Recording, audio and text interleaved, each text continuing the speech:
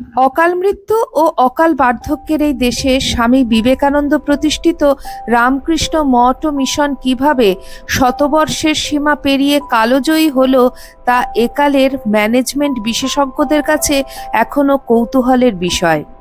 এদেশের সামাজিক, রাজনৈতিক ও ধর্মীয় সংঘগুলি পূজ্যপাত মহামানবদের স্পর্শে ধন্য হয়েও কিছুদিনের মধ্যে কেন টুকরো টুকরো হয়ে যায় অথবা দলীয় দ্বন্দ্বের বিষে আত্মহননের জন্য ব্যাকুল হয়ে ওঠে, তার বিস্তারিত বিশ্লেষণ এদেশের প্রতিষ্ঠান পরিচালকদের পক্ষে বিশেষ প্রয়োজন। সেই সঙ্গে জানা দরকার শ্রীরামকৃষ্ণের আশীর্বাদধন্য বেলুড় মঠের সন্ন্যাসী সংঘ কোন শক্তির বলে এমনভাবে কালজয়ী হলো এবং বৃহৎ অরণ্য বনস্পতির মতন সর্বশ্রেণীর মানুষের সমর্থন ও বিস্ময় ধরে রাখতে সমর্থ হলো। দার্শনিক, দেশপ্রেমী এবং মানবপ্রেমী বিবেকানন্দকে নিয়ে গত 100 বছরের বেশি দেশে বিদেশে নেহাত কম আলোচনা হয়নি, কিন্তু ম্যানেজমেন্ট বিজ্ঞানের পরিপ্রেক্ষিতে তার ভাবনা চিন্তার প্রয়োগ ও বিশ্লেষণ সম্পর্কে তেমন নির্ভরযোগ্য ব্যাখ্যা এখনো পাওয়া যায়নি। অর্থ সম্বন্ধে, বিশেষ করে অপরের অর্থ সম্বন্ধে স্বামী বিবেকানন্দ এবং তাঁর গুরু ঠাকুর শ্রী শ্রী রামকৃষ্ণদেব কখনো রেখে ঢেকে কথা বলেননি। ঠাকুর শ্রী শ্রী রামকৃষ্ণদেব তার অন্তিম পর্বে প্রিয়জন ও ভক্তজনের আর্থিক সাহায্যের উপর বিশেষভাবে নির্ভরশীল হয়েছেন, কিন্তু তিনি একবারও ভুলে যাননি অর্থ হলো গৃহস্থের রক্ত এবং সেই অর্থের যথাযোগ্য সম্মান বিশেষ প্রয়োজন। কোনো অবস্থাতেই অপচয় অথবা বাজে খরচ, ঈশ্বর প্রেমে মাতোয়ারা হওয়া ঠাকুর শ্রী শ্রী রামকৃষ্ণদেবের সমর্থন বা প্রশ্রয় পায়নি। অপরের কাছ থেকে অর্থ সংগ্রহিত হলেই তার যে হিসেব প্রয়োজন, এই চিন্তা তরুণকালে অনভিজ্ঞ নরেন্দ্রনাথ দত্তের মাথায় ঢোকেনি। তাই কাশীপুর পর্বে ঠাকুরের অসুখের সময় খরচপাতির হিসেব পত্তর রাখা সম্পর্কে দাতাদের কথা ওঠায় তাঁর ধৈর্যচ্যুতি ঘটেছিল। অতি সাবধানে, নিতান্ত প্রয়োজনে যৎ সামান্য খরচ করা হচ্ছে, এই তো যথেষ্ট। যারা যথা সর্বস্ব দিতে এসেছে তাদের কাছে হিসেবের কথা তোলাকে অভিমানী নরেন্দ্রনাথ দত্ত প্রসন্ন মনে নিতে পারেননি। তার ধৈর্যচ্যুতি ঘটেছিল। শোনা যায় কাশীপুরে নিতান্ত কঠিন মন্তব্য করে তিনি খাতাপত্তর ছুঁড়ে ফেলেছিলেন, কিন্তু এই মানুষটি পরবর্তীকালে স্বদেশে ও বিদেশে নানা অভিজ্ঞতার আলোকে বিস্তারিত হিসেবপত্তর রাখায় প্রবল বিশ্বাসী হয়ে ওঠেন। যারা সামান্যতম অর্থ সাহায্য করেছেন তারা অ্যাকাউন্ট চাইবার আগেই স্বতঃপ্রণোদিতভাবে হিসেব দাখিল করা যে সংঘ স্বাস্থ্যের পক্ষে নিতান্ত গুরুত্বপূর্ণ তা তিনি মনে প্রাণে অনুভব করেছেন। আর্থিক স্বচ্ছতা ও আর্থিক পরিচ্ছন্নতাকে সংঘ জীবনের অবিচ্ছেদ্য অঙ্গ করার জন্য যে ব্যাকুলতা স্বামীজি দেখিয়েছেন তা মঠ ও মিশনের পরবর্তীকালের পরিচালকরা পরিত্যাগ করেননি। ইদানিং কেউ কেউ বলছেন এই হিসাব পরিচ্ছন্নতা রামকৃষ্ণ মঠ মিশনকে এক বিশেষ মহিমায় আলোকিত করেছে। ম্যানেজমেন্ট বিশেষজ্ঞরা এই আদর্শের সুদূর প্রসারী ফলাফল সম্বন্ধে বিশ্লেষণকালে রামকৃষ্ণ মঠ ও মিশন থেকে অনেক নতুন তথ্যের ও তত্ত্বের সন্ধান পাবেন। সর্বত্যাগী সন্ন্যাসীরা নিজেরা অর্থ উপার্জন করেন না, কিন্তু অপরের আর্থিক সাহায্যে বহু বড় বড় কাজ করতে তারা সমর্থ হয়েছেন বিগত কয়েক হাজার বছর ধরে। কিন্তু পরের অর্থ মানেই তো হিসেবের কড়ি। এর জন্য প্রয়োজন নিয়মকানুনের বন্ধন। নিজের যৎসামান্য ব্যক্তিগত অর্থ এবং সংঘের কাজের জন্য সংগৃহীত অর্থের মধ্যে নিরাপদ ও স্বাস্থ্যকর দূরত্ব রাখাও প্রয়োজন। মনে রাখা দরকার হিসেব সম্পর্কে স্বামীজির সেই মহামূল্যবান মন্তব্য। স্বামীজি বলেছেন, শাকের টাকা মাছে এবং মাছের টাকা শাকে খরচ করা চলবে না। হিসেব বিশেষজ্ঞরা আজকাল প্রকাশ্যে স্বীকার করেন কোনো প্রতিষ্ঠানের অ্যাকাউন্টিং প্রিন্সিপালের শেষ কথাটি এমন সহজভাবে পৃথিবীর কোনো ম্যানেজমেন্ট গুরু আজও বলে যেতে পারেননি। স্বামী বিবেকানন্দের চিঠিপত্রে এবং কথাবার্তায় ব্যক্তিগত অর্থ এবং সংঘ অর্থের এই নৈতিক পার্থক্য ভীষণভাবে এসে গিয়েছে। এমনকি এর জন্য স্বামীজি নিজেও মৃত্যুর পরেও অসুবিধায় পড়েছেন। একেবারে শেষ পর্যায় থেকে শুরু করা যেতে পারে। বেলুড়ে 4 জুলাই 1902 সাল স্বামীজির অপ্রত্যাশিত দেহাবসানের পরও হিসেবের বন্ধন থেকে তাকে মুক্তি দেওয়া হয়নি। দেহাবসানের 18 দিন পরে অর্থাৎ 1902 সালের 22 জুলাই মঠের ট্রাস্টিদের সভায় আলোচনার প্রথম বিষয় স্বামীজির প্রাইভেট ফান্ড, যার সভাপতি স্বামী ব্রহ্মানন্দজি মহারাজের কাছে গচ্ছিত রয়েছে। গভর্নমেন্ট পেপার 3700 টাকা এবং নগদ 1700 টাকা। স্বামীজির শেষ ইচ্ছে টাকাটি তাঁর গর্ভধারিণী জননী ভুবনেশ্বরী দাসীকে দেওয়া হোক, কিন্তু হিসেবের করি ট্রাস্টিরা সামান্য পরিমাণ অর্থ থেকেও বাদ দিলেন। শান্তিরাম ঘোষের কাছে স্বামীজির ধার 9 টাকা। স্বামীজি তার শিষ্যদের জন্য মশারি কিনতে দেন 20 টাকা। স্বামী অদ্বৈতানন্দের চোখ অপারেশন করবার ফি দেওয়ার জন্য স্বামীজির নির্দেশ 30 টাকা, মোট 59 টাকা। মঠের অছিদের কাছে দ্বিতীয় প্রস্তাব। মার্কিন নিবাসিনী মিসেস ওলি বুল স্বামীজিকে 700 টাকার চেক দিয়েছিলেন জনৈক বিদেশিনী ভক্তের আমেরিকা ফিরবার জাহাজ ভাড়ার জন্য। যদি এই ভাড়া অন্য কেউ দিয়ে দেন তাহলে এই 700 টাকা স্বামীজির মা ভুবনেশ্বরী দাসীকে দেওয়া হবে। শুরু থেকে রামকৃষ্ণ মিশনের হিসেবপত্তর কত কড়া তার স্পষ্ট প্রমাণ পাওয়া যাচ্ছে। এই 700 টাকা দিয়ে পরে সংঘগুরু স্বামী ব্রহ্মানন্দ মহারাজজি স্বামীজির মাকে তীর্থ করান এবং দত্তবাড়ির পারিবারিক মামলাতেও কিছু খরচ করেন। বহু বছর আগে শ্রীমতী সরলাবালা সরকার রামকৃষ্ণ মিশন সম্পর্কে লিখে গিয়েছেন, প্রত্যেক ব্যাপারের জন্য আলাদা আলাদা ফান্ড, যে যে কাজের জন্য টাকা দিয়েছেন তা অন্য খাতে খরচ করা চলবে না। এই বিষয়ে স্বামীজির বক্তব্য, যদি তোমাকে অনাহারে মরতেও হয় তবু অন্য বাবদের টাকা থেকে একটি পয়সাও খরচ করবে না। অর্থাৎ কাশীপুরের পরে বিরাট মানসিক পরিবর্তন হয়েছিল তার। দুর্বল হিসেব বোধহয় অনেকটা ব্লাড সুগারের মতন, যে কোনো প্রতিষ্ঠানকে নিঃশব্দে নিশ্চিত মৃত্যুমুখে ঠেলে দেওয়ার পক্ষে যথেষ্ট। শ্রীমতী সরলাবালা দেবীর সংযোজন। মঠ আর মিশন দুই আলাদা। তাই যদি কোনো ভক্ত প্রণামী দেন বা ঠাকুর সেবার জন্য টাকা দেন, সেটি মঠের অর্থভাণ্ডারে সঞ্চিত হইবে, আর জনহিতকর কার্যের জন্য জনসাধারণ যে টাকা দান করিবে সেটি হইবে মিশনের টাকা। সেই টাকার পাই পয়সার হিসেব পর্যন্ত হিসেব পরীক্ষক দিয়া মিলাইয়া লইতে হইবে। মৃত্যুর পরেও বিষয় সম্পত্তি নিয়ে যাতে কোনো আইনি গোলমাল আরম্ভ না হয় তার জন্যে সুদূর মার্কিন দেশে পরিব্রাজক বিবেকানন্দের চিন্তার শেষ ছিল না। দুর্বল স্বাস্থ্য নিয়ে যখনই তিনি বিব্রত হয়েছেন তখনই তিনি চটপট নিজের হাতে একটি উইল লিখে ফেলেছেন। একটি আধুলির কতটুকু কোথায় যাবে, কে তার দায়িত্ব নেবে তা স্পষ্ট ভাষায় বলে গিয়েছেন। স্বামীজির এইসব উইল সম্বন্ধে নানা পরিস্থিতিতে বিক্ষিপ্তভাবে আলোচনা হয়েছে। সাতপুরুষের উকিল বাড়ির ছেলে সন্ন্যাস নিলেও প্রয়োজন মতো যে কোনো আইনি ব্যবস্থা নিতে দ্বিধা করতেন না। শুধু নিজের উপার্জিত সামান্য অর্থের জন্য নয়, অন্যের নামেও যেসব সম্পত্তি কেনা হয়েছে সেই বিষয়ে সব রকম নিরাপত্তা নেওয়ার ব্যাপারে স্বামীজি যে বেজায় একগুঁয়ে ছিলেন তার যথেষ্ট প্রমাণ রয়েছে। বিদেশিনী মিস হেনরিয়েটা মুলারের অর্থে বেলুড়ের যে জমি কেনা হয় তার বায়না করা হয় 1898 সালে 1001 টাকা।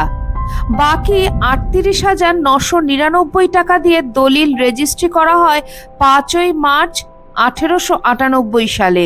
এর মধ্যে কোনো ঝুঁকি না নিয়ে স্বামী ব্রহ্মানন্দ মহারাজ তাঁর ব্যক্তিগত উইল করেন 19 জানুয়ারি 1898 সালে।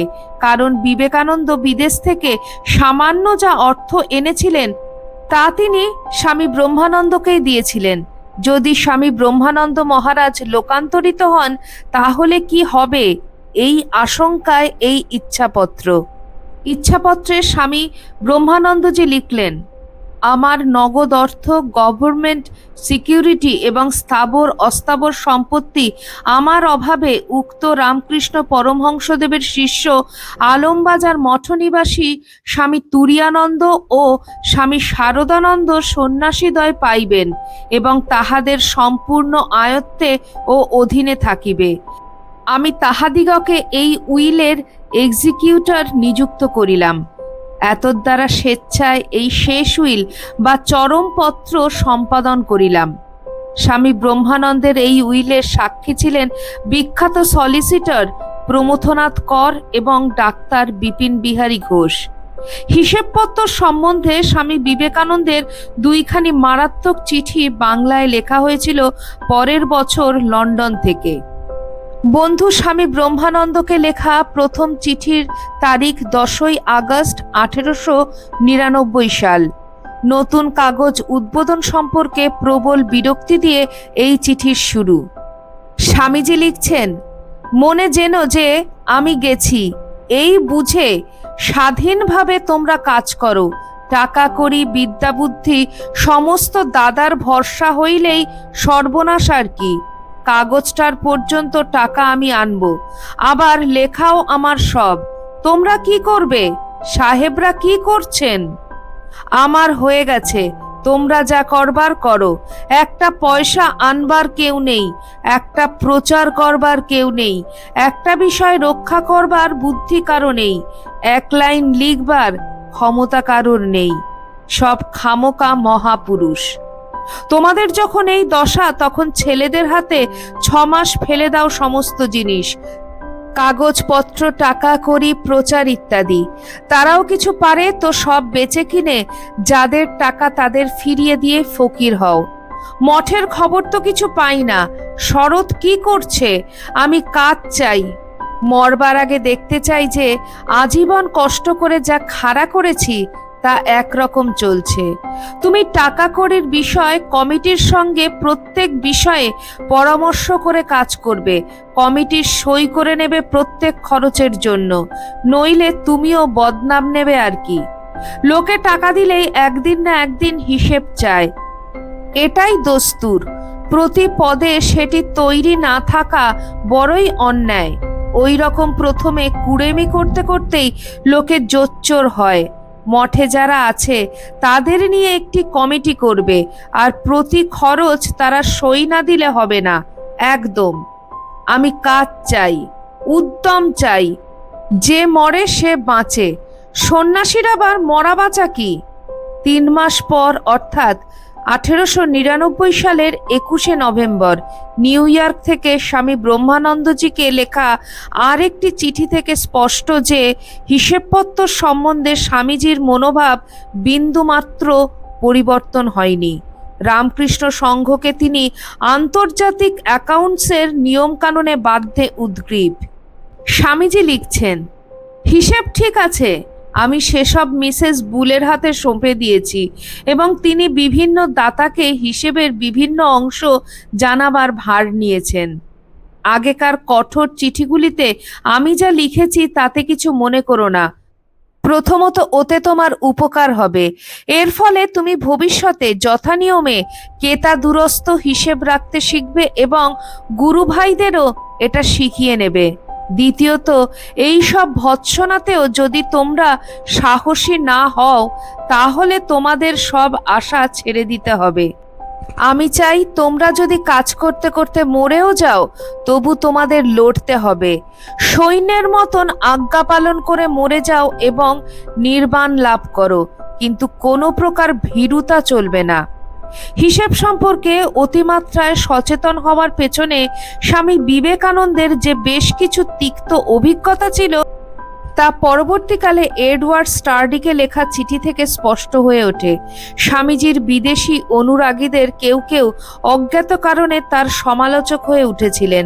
যে মিস হেনরিয়েটা মুলার বেলুরের জমি কেনার জন্য প্রধান অর্থ জুগিয়েছিলেন, তার সঙ্গে বিবেকানন্দের প্রকাশ্য বিচ্ছেদের কথা রামকৃষ্ণ অনুরাগীদের অজানা নয়।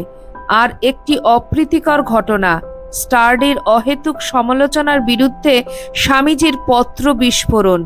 এই ধরনের ধৈর্যহীন বিস্ফোরণ স্বামীজির জীবনে কমই ঘটেছে, কিন্তু একটা জিনিস স্পষ্ট, আর্থিক ব্যাপারে কোনো রকম অশোভন ইঙ্গিত তাকে গভীর বেদনা দিত। স্টার্ডির সঙ্গে পত্রাবলী থেকে স্পষ্ট, ইংল্যান্ডের মাটিতে অসহায় মানুষটিকে কি কষ্ট পেতে হয়েছিল, অথচ বিদেশের অনুরাগীদের ভুল ধারণা তারা সন্ন্যাসী বিবেকানন্দকে যথেষ্ট সুখে রেখে দিয়েছেন। হিসেবপত্র প্রসঙ্গে নিউ ইয়র্ক থেকে মিস্টার স্টার্ডিকে লেখা তারিখহীন চিঠিতে আসবার আগে 1899 সালের নভেম্বর মাসে স্বামীজির লেখা পরবর্তী চিঠির আলোচনা প্রয়োজন। আর্থিক সাহায্য যৎসামান্য হলেও সাহেবরা তার পরিবর্তে সন্ন্যাসীর কাছ থেকে কি প্রত্যাশা করেন তা এই পত্র থেকে স্পষ্ট। অপমানিত হয়ে বিবেকানন্দ সোজাসুজি প্রতিবাদ জানিয়ে হাটে হাঁড়ি ভেঙেছেন। স্বামীজি লিখছেন, বিলাসিতা বিলাসিতা, গত কয় মাস থেকে কথাটি বড্ড বেশি শুনতে পাচ্ছি। পাশ্চাত্যবাদীরা নাকি তার উপকরণ জুগিয়েছে, আর সর্বক্ষণ ত্যাগের মহিমা কীর্তন করে ভণ্ড আমি নাকি নিজে সেই বিলাসিতা ভোগ করে আসছি। তোমাদের সমালোচনায় আমার আর কোনো আস্থা নেই। এসব বিলাস ব্যাসনের কথায় আর কান দিই না। এরপরে কিছু অপ্রিয় সত্যের তিক্ত তালিকা। স্বামীজি লিখছেন, ক্যাপ্টেন সেভিয়ার এবং মিসেস সেভিয়ারের কথা বাদ দিলে ইংল্যান্ড থেকে আমি রুমালের মতন এক টুকরো বস্ত্র পেয়েছি বলে মনে পড়ে না, অথচ ইংল্যান্ডে শরীর ও মনের ওপর অবিরত পরিশ্রমের চাপের ফলেই আমার স্বাস্থ্য ভেঙে যায়। তোমরা ইংরেজরা আমাকে এই তত দিয়েছে, আর মৃত্যুর দিকে ঠেলে দিয়েছ আমাকে অমানসিক খাটিয়ে। এখন আবার বিলাস ব্যাসন নিয়ে নিন্দে করা হচ্ছে। স্বামী ব্রহ্মানন্দজির কাছে বিরক্ত স্বামীজির লেখা আগের দুটি চিঠির কারণ বুঝতে হলে স্টার্ডির অন্তর্বর্তী পত্রগুলি পাঠ করা বিশেষ প্রয়োজন। নিউ ইয়র্ক থেকে লেখা চিঠিতে ঘুরে ফিরে সেই হিসেবপত্রের কথা। স্বামীজি লিখছেন, হিসেবপত্র পূর্বে পেশ করা হয়নি, কারণ কাজ এখনো সমাপ্ত হয়নি। সমস্ত ব্যাপারটা চুকে গেলে দাতার কাছে সম্পূর্ণ হিসেব দাখিল করব ভেবেছিলাম। টাকার জন্য দীর্ঘ সময় অপেক্ষা করার ফলে কাজ মাত্র গত বছর শুরু হতে পেরেছে, এবং আমার নীতি হলো টাকার জন্যে হাত পেতে স্বেচ্ছায় দানের জন্য অপেক্ষা করা। শেষের লাইনটি রামকৃষ্ণ সংঘের পক্ষে খুবই গুরুত্বপূর্ণ। তারা এই নীতি নিষ্ঠার সঙ্গে মেনে চলায় কোনোদিনই বিপুল পরিমাণ অর্থ সাহায্য লাভ করেননি, কিন্তু কারণে অকারণে সাহায্যের জন্য জনসাধারণের কাছে হাত পাতা তাদের কালচারের বিরোধী। স্বয়ং প্রতিষ্ঠাতার মনোভাবকে সন্ন্যাসীরা শত অভাবের মধ্যেও বিসর্জন দেননি। কিছুদিন আগে ভাটিকানে পোপের সঙ্গে সাক্ষাতের সময় রামকৃষ্ণ মিশনের একজন প্রবীণ সন্ন্যাসী বলেছিলেন, আমি পৃথিবীর তরুণতম, ক্ষুদ্রতম এবং নিঃসন্দেহে দরিদ্রতম সন্ন্যাসী সঙ্গের প্রতিনিধি হিসাবে আপনার কাছে এসেছি। সাধারণ ও অসাধারণ মানুষের ভক্তি, শ্রদ্ধা ও ভালোবাসা যথেষ্ট পরিমাণে মিললেও রামকৃষ্ণ সংঘ যে শতবর্ষের প্রবাহেও অর্থ বিষয়ে তেমন সম্পন্ন হতে পারেনি, এই বিষয়ে দ্বিমত হওয়ার সুযোগ নেই। যদিও বাইরে থেকে অনেকের ধারণা অপর্যাপ্ত অর্থ সন্ন্যাসীদের আয়ত্তে রয়েছে এবং সংঘ সভ্যরা কোনো রকম অর্থচিন্তা ছাড়াই নিজেদের অভীষ্ট কাজ করে যেতে সমর্থ হচ্ছেন, এই বিষয়ে আরো আলোচনার প্রয়োজন। অনুমানের উপর নির্ভর করে কোনো মতামত সৃষ্টি হলে সেখানে অবশ্যই ভ্রান্তির সম্ভাবনা থাকে। 1895 সালের 9 ফেব্রুয়ারি আপনজনদের ব্যবহারে ও বাক্যে অত্যন্ত ব্যথিত স্বামী বিবেকানন্দর আরেকটি ছবি পাওয়া যাচ্ছে। নিউ ইয়র্ক থেকে বৈকুণ্ঠনাথ সান্যালকে স্বামীজি লিখছেন, আমি বাংলাদেশ জানি, ইন্ডিয়া জানি, লম্বা কথা কইবার একজন, কাজের বেলায় শূন্য। আমি এখানে জমিদারিও কিনি নাই বা ব্যাংকে লাখ টাকাও জমা নাই। এই ঘোর শীতে রাত্রির 2-1 পর্যন্ত রাস্তা ঠেলে লেকচার করে 2-4 হাজার করেছি। এভাবেই স্বামীজি পথ চলেছেন। এতটুকু দমে যাননি, প্রতিটি বাধাই যেন স্বামীজিকে আরো বেশি করে উজ্জীবিত করেছে, আরো বেশি করে মজবুত করেছে। স্বামীজির অবিশ্বাস্য অ্যাকাউন্টিং পলিসি পর্বের আজকে প্রথম পর্ব এখানেই শেষ করছি। আমার পরবর্তী ভিডিওতে থাকছে এর দ্বিতীয় বা শেষ পর্ব। আজকের ভিডিওটি পাঠ করলাম লেখক শঙ্করের রচনা থেকে। আপনাদের কেমন লাগলো অবশ্যই আমাকে কমেন্ট সেকশনে কমেন্ট করে জানাবেন। চ্যানেলের নতুন বন্ধুদের কাছে একান্ত অনুরোধ, চ্যানেলটি সাবস্ক্রাইব করে আমার পাশে থাকবেন আর পাশে থাকা বেল আইকনটি অবশ্যই ক্লিক করে দেবেন, যাতে আমার পরবর্তী ভিডিওতে আপনার সঙ্গে আমার আবার দেখা হয়। আজ এই পর্যন্তই। সবাই ভালো থাকবেন, সুস্থ থাকবেন। আবার খুব শিগগিরই দেখা হচ্ছে আপনাদের সঙ্গে কোনো একটি নতুন ভিডিওতে। জয় ঠাকুর, জয় মা, জয় স্বামীজি।